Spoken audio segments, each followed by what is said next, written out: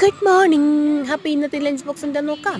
അപ്പോൾ ഇന്ന് ഇടിയപ്പമാണ് കേട്ടോ കൊടുത്തു വിടുന്നത്. എൻ്റെ മോൾക്ക് ഇടിയപ്പം എന്ന് പറഞ്ഞാൽ ജീവനാണ്. അതുകൊണ്ടാണ് ഇടിയപ്പത്തിൽ ഓരോ ലഞ്ച് ബോക്സ് വീഡിയോയിൽ ഇടിയപ്പത്തിൻ്റെ അളവ് കൂടി വരുന്നത്. അപ്പോൾ ചെറുതായതുകൊണ്ട് 4 വെച്ച് കൊടുക്കുന്നുണ്ടേ. അപ്പോൾ ഒരു ഈത്തപ്പഴം 2 കട്ട് ചെയ്ത് രാവിലെ കഴിക്കാൻ കൊടുക്കാനായിരുന്നു പാലിൻ്റെ കൂടെ. പക്ഷേ കഴിച്ചില്ല, ഒരെണ്ണേ കഴിച്ചുള്ളൂ. ഒരു മുട്ടയുടെ പകുതിയും കഴിച്ചു, ഒരു ഏത്തപ്പഴവും കഴിച്ചു. ബാക്കി ഞാൻ ഇതിനകത്ത് കൊടുത്തു വിടുന്നുണ്ട്. അപ്പോൾ കറിയായിട്ട് ഇന്ന് കൊടുത്തു വിടുന്നത് കിഴങ്ങാറിയാണ്. ഇടിയപ്പത്തിൻ്റെ കൂടെ ഏത് കറിയും പോകും, പക്ഷേ എരിവ് പാടില്ല ഉള്ള ഒരു കാര്യമുള്ളൂ.